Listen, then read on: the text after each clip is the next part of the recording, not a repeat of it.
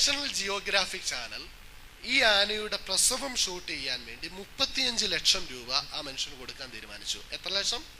35 ലക്ഷം രൂപ കൊടുക്കാൻ തീരുമാനിച്ചു. സഹ്യാദ്രി എന്ന് പറയുന്ന ഒരു ആയുർവേദ ഗ്രൂപ്പ് ഉണ്ട്.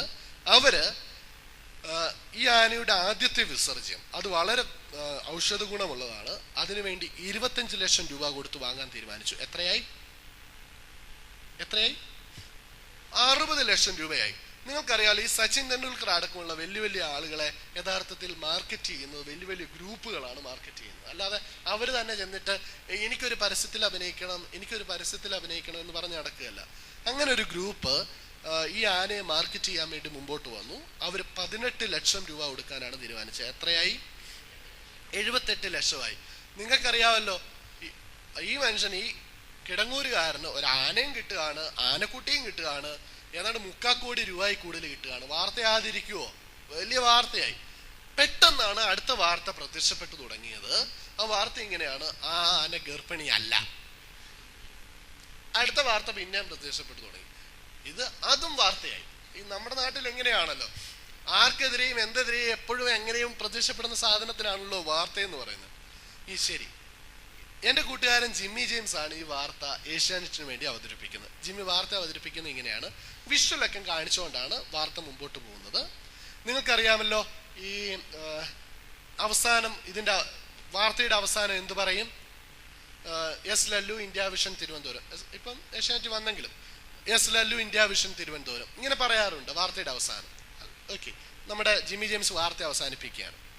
ഓക്കെ, താങ്കളുടെ അഭിപ്രായം എന്താണ് സേതുലക്ഷ്മി എന്ന ആനയെക്കുറിച്ച്? തീർച്ചയായും എനിക്ക് അഭിപ്രായമുണ്ട്. ഈ ആന ഗർഭിണി തന്നെയാണ്, യാതൊരു വ്യത്യാസവുമില്ല, യാതൊരു സംശയവുമില്ല, അത് ഉറപ്പാണ്. അടുത്ത ആളോട് താങ്കളുടെ അഭിപ്രായം എന്താണ് ഈ ആനയെക്കുറിച്ച്? ഒരിക്കലും അങ്ങനെ സംഭവിക്കാൻ സാധ്യതയില്ല, ഇത് വളരെ നിരുത്തരവാദപരമായ പ്രസ്താവനയാണ്, ഇതാണെന്നൊക്കെ പറഞ്ഞു. ഓക്കെ, ജിമ്മി അവസാനിപ്പിക്കുകയാണ് വാർത്ത. ആന ഇങ്ങനെ നിൽപ്പുണ്ട്. ആനയുടെ തുമ്പിക്കൈ പിടിച്ചിട്ട്, മൈക്ക് ഇങ്ങനെ പിടിച്ചിട്ടാണ് വാർത്ത അവസാനിപ്പിക്കുന്നത്. സേതുലക്ഷ്മിയെ കുറിച്ചുള്ള വിവാദങ്ങൾ തുടരുകയാണ്. സേതുലക്ഷ്മി ഗർഭിണിയാണോ അല്ലയോ? ആരാണ് ഇതിന് ഉത്തരവാദി? Jimmy James, Kottayam.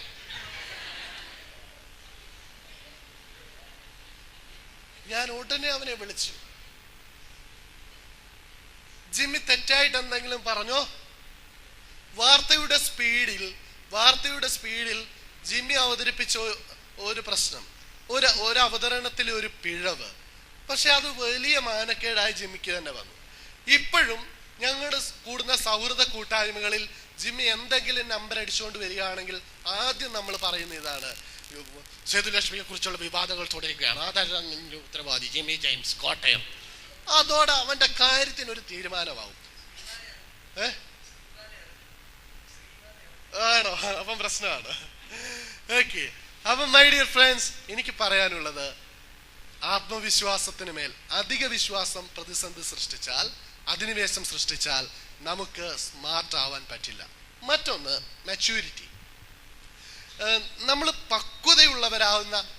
പക്വതയാർന്ന നിലപാടുകളാണ് എപ്പോഴും സ്വീകരിക്കേണ്ടത്. പക്വതയുള്ള നിലപാടുകൾ. അത് സൗഹൃദത്തിന്റെ കാര്യത്തിലും ആ പക്വത തുടരേണ്ടതുണ്ട്. എൻ്റെ ഒരു അനിയനുണ്ട് കേട്ടോ. അനിയൻ മീൻസ് അച്ചാച്ചൻ്റെ അനിയൻ്റെ മകനാണ്. അവന് +2 പഠിക്കുന്നത്. അവൻ്റെ ഒരു പ്രത്യേകത നിങ്ങളെപ്പോലെ ആരെപ്പോലെയല്ല, അവൻ ആളിച്ചിര പെശകാണ്. അവൻ്റെ പ്രത്യേകത, അവന് ഒരു പെൺകുട്ടിയെ വലിയ ഇഷ്ടമാണ്. അവൻ എൻ്റെ അനിയനായതുകൊണ്ട് പറയുമല്ല, ഒരു പെൺകുട്ടിയെ അവന് വലിയ ഇഷ്ടമാണ്. വലിയ ഇഷ്ടം എന്ന് പറഞ്ഞാൽ വലിയ ഇഷ്ടമാണ്. അവൻ ഈ പഠിക്കേണ്ട സമയത്താണ് ഇതൊന്ന് ഓർക്കണേ. നാട്ടിലെ മുഴുവൻ പേർക്കും ഇതറിയാം, പക്ഷെ ആ പെൺകുട്ടിക്ക് മാത്രം ഇതറിയത്തില്ല.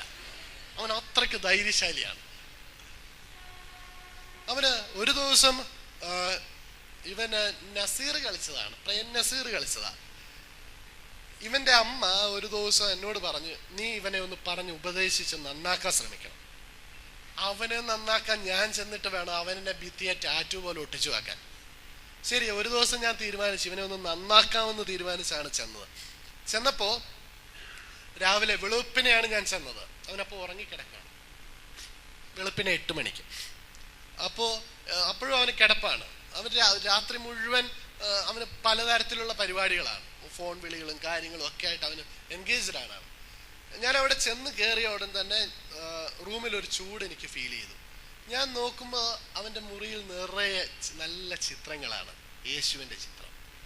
പലരുടെയും സെയിന്റ് ആയിട്ടുള്ള പലരുടെയും ചിത്രങ്ങളാണ്. എനിക്ക് ഭയങ്കര സന്തോഷം തോന്നി. ഇവന്റെ അമ്മ ഇവനെ കുറിച്ച് വെറുതെ പറയുന്നതാണ്.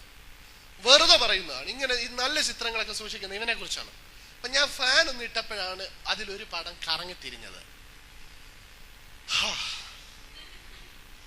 ഞാൻ എല്ലാ പടവും തിരിച്ചു നോക്കി, എല്ലാം അത് തന്നെ. ഞാൻ അവിടെ വലിച്ചു കീറിയിട്ട് നീ പഠിക്കാനാണോ പോകുന്നത് ഇതൊക്കെ ചോദിച്ചു. അപ്പോഴാണ് അവന്റെ സ്റ്റഡി ടേബിളിൽ കരിഞ്ഞുണങ്ങിയ ഒരു റോസപ്പൂ കണ്ടത്. ഒരു റോസപ്പൂ. അപ്പം ഇത്രയും തണ്ടൊക്കെയുള്ള റോസപ്പൂ. ഞാൻ അവനോട് ചോദിച്ചാടാ ഇതെന്താടാ, കേസ് എന്താടാ, ഇതെന്താ റോസപ്പൂ എന്താ? അവൻ പറഞ്ഞ് സച്ചാ അതെ ഇന്നലെ വൈകിട്ട് മഴയൊക്കെ ഉണ്ടായിരുന്നു, അപ്പം വെന്റിലേറ്ററിൽ കൂടി പറന്നു വന്നതാ, ഇത്രയും തണ്ടുള്ള റോസപ്പൂ വെന്റിലേറ്ററിൽ കൂടെ പറന്നു വന്നതാ. ഞാൻ അവനെ ഭിത്തിയെ ചേർത്ത് ഞാൻ ഇടിക്കും, ഞാൻ മര്യാദക്ക് പറയാൻ. അപ്പോഴാണ് അവൻ പറഞ്ഞത് ഇവൻ ഈ പെണ്ണിന്റെ പുറകെ നടക്കുകയാണല്ലോ, കുറേ ദിവസമായിട്ട് ഈ പൂ കൊടുക്കണമെന്ന് ഇവന് ഭയങ്കരമായ ആഗ്രഹം. പക്ഷെ എനിക്ക് തോന്നുന്നത് ഇപ്പോഴത്തെ പിള്ളേർക്കൊന്നും അങ്ങനെ ഒരു ആഗ്രഹം ആൺപിള്ളേർക്കില്ല. പക്ഷെ ഇവന് ഭയങ്കര ആഗ്രഹം. ഇവളാണെങ്കിൽ മേടിക്കത്തുമില്ല. അവസാനം ഇവൻ എന്നെ എടുത്തു, ഈ പൂ എടുത്ത് അവൾക്ക് എറിഞ്ഞു. അവളുടെ ദേഹത്ത് കൊണ്ട് അത് താഴെ വീണു. ഈ വിവരമില്ലാത്തവൻ എൻ്റെ അനിയൻ അത് പവിത്രമായി എടുത്തുകൊണ്ട് വന്ന് ടേബിളെ വെച്ചിരിക്കുക. ഇത് ആൺപിള്ളാരുടെ ഈ കാര്യം പറഞ്ഞപ്പം പല പെൺപിള്ളാരും ചിരിച്ചു. പെൺകുട്ടികളെ കുറിച്ച് അറിയണമെങ്കിൽ ഒന്ന് കൈയടിച്ചാടാ. ഇത് പക്വതയില്ലാത്തതിന്റെ ഏറ്റവും നല്ല തെളിവ്. എൻ്റെ വീടിന്റെ തൊട്ടടുത്തൊരു വീടുണ്ട്. അവിടുത്തെ ഒരു പെൺകുട്ടി, നമ്മളെ വീടുമായിട്ട് നല്ല ടൈംസ് ആണ്, നല്ല സൗഹൃദമാണ്. ഞാൻ ഞായറാഴ്ച വൈകുന്നേരം അപ്പോൾ ഈ പെൺകുട്ടിയുടെ ഫാദർ ഈ അവിടുത്തെ അങ്കിള് സെക്രട്ടേറിയറ്റിലാണ് വർക്ക് ചെയ്യുന്നത്. അപ്പോൾ ഒരു കാര്യത്തിൻ്റെ ഒരു ആവശ്യത്തിന് വേണ്ടി സെക്രട്ടേറിയറ്റിൽ ഒരു കാര്യത്തിന് വേണ്ടി ഞാൻ പുള്ളിയുടെ ഇടയ്ക്ക് വൈകിട്ട് കയറിയപ്പോൾ ഈ കൊച്ചിരുന്ന് പഠിച്ചുകൊണ്ടേ ഇരിക്കുകയാണ്. നമുക്കറിയാമല്ലോ, ഒരാൾ പഠിക്കുന്നത് കണ്ടാലും അറിയാം, പഠിക്കാത്തത് കണ്ടാലും നമുക്കറിയാം, എല്ലാവർക്കും അറിയാം. ഇവള് അത്രയും നേരം മലയാളം പഠിച്ചുകൊണ്ടിരുന്നവളാണ്. എൻ്റെ സബ്ജക്റ്റ് മലയാളമാണ്. എന്നെ കണ്ട ഉടനെ ഇവള് ഹിന്ദി എടുത്ത് പഠിക്കാൻ തുടങ്ങി. എനിക്കറിയാത്ത വിഷയമാണെന്ന് അവൾക്കറിയാം. ഉടനെ അവള് ഹിന്ദി എടുത്ത്, എന്നിട്ട് ഇവിടെ കൈ ഞാൻ ശ്രദ്ധിച്ചപ്പോൾ ഇവളിങ്ങനെ എന്തോ കയ്യിലിട്ട് ചുരുട്ടിക്കൊണ്ടിരിക്കുകയാണ്. അപ്പൊ എൻ്റെ തലയിലൊന്നും മിന്നി, ഇതെന്തെങ്കിലും എഴുത്തായിരിക്കും, നമുക്കറിയണമല്ലോ.